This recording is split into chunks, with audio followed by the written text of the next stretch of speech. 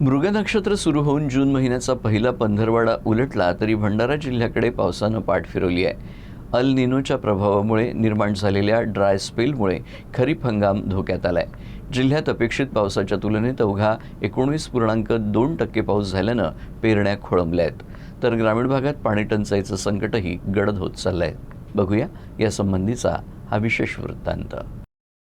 भंडारा जिल्ह्यात 1 जून ते 20 जून या कालावधीत सरासरी 118 मिलीमीटर पाऊस अपेक्षित असतो. मात्र यंदा केवळ 22.8 मिलीमीटर पावसाची नोंद झाली आहे. म्हणजेच अपेक्षित पावसाच्या तुलनेत अवघा 19.2%च पाऊस झालाय. यामुळे जिल्ह्यातील शेतकऱ्यांच्या आशांवर पाणी फिरलंय.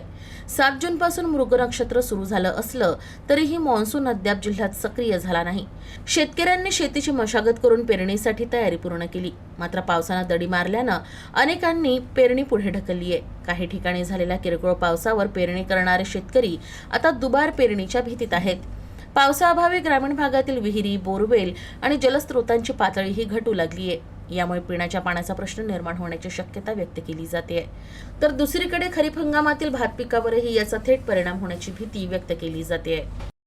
गेल्या वर्षी या तारखेपर्यंत आम्ही धानाची आमची जे रोपे आहेत ते रोवणी योग्य आलेली होती.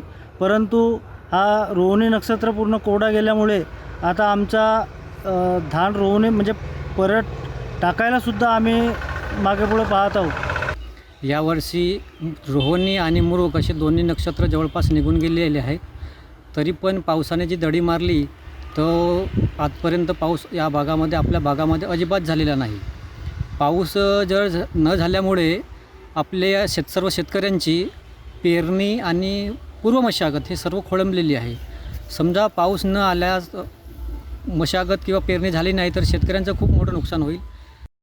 भारतीय हवामान विभागाने यंदा अल निनोचा प्रभाव जाणवण्याची शक्यता वर्तवली होती. त्यानुसार पावसात खंड पडल्याची स्थिती आहे. मात्र 24 जून नंतर मध्य भारतासह पूर्व विदर्भात मान्सून सक्रिय होण्याचे संकेत वेधशाळेने दिले आहेत. यामुळे शेतकऱ्यांनी घाईत पेरणी न करता हवामानाचा अंदाज घ्यावा असं आवाहन प्रशासनानं केलंय. साधारणतः भंडारा जिल्ह्यामध्ये 1 जूनपासून तर 19 तारखेपर्यंतचा जो रेनफॉल आपल्याकडे साधारणपणे जो असतो तो 118.5 मिलीमीटर एवढा पाऊस पडणं अपेक्षित असतो. परंतु त्याच्या केसमध्ये आपल्याकडे 22.8 मिलीमीटर एवढा पाऊस सरासरी आपल्याकडे झालेला आहे. आणि त्याची जे आपण सरासरी काढली तर 19.2% हा पाऊस आपल्याकडे झालेला आहे.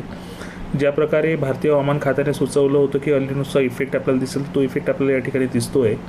मान्सूनचं साधारणतः आगमन आपल्याकडे 8 जून ते 15 जूनच्या दरम्यान आपल्याकडे होऊन जात असतं. परंतु अद्याप 19 जून झालेला असूनही मान्सून सद्यस्थितीमध्ये कोकणमध्येच रेंगाळलेला आहे.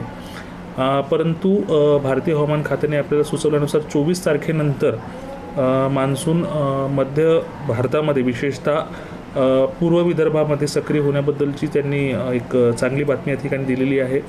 मी आपल्या माध्यमातून जिल्ह्यातील सर्व आमच्या शेतकरी बांधवांना आवाहन करतो की त्यांनी पावसाचा अंदाज घेऊनच पेरणी करायची आहे, जेणेकरून दुबार पेरणीचे संकट त्यांच्यासमोर उभं राहणार नाही.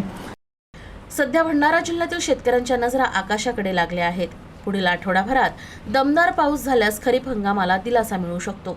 मात्र पावसाचा खंड आणखी वाढल्यास पेरण्या, उत्पादनं आणि पाणी पुरवठ्यावर गंभीर परिणाम होण्याची शक्यता नाकारता येत नाही.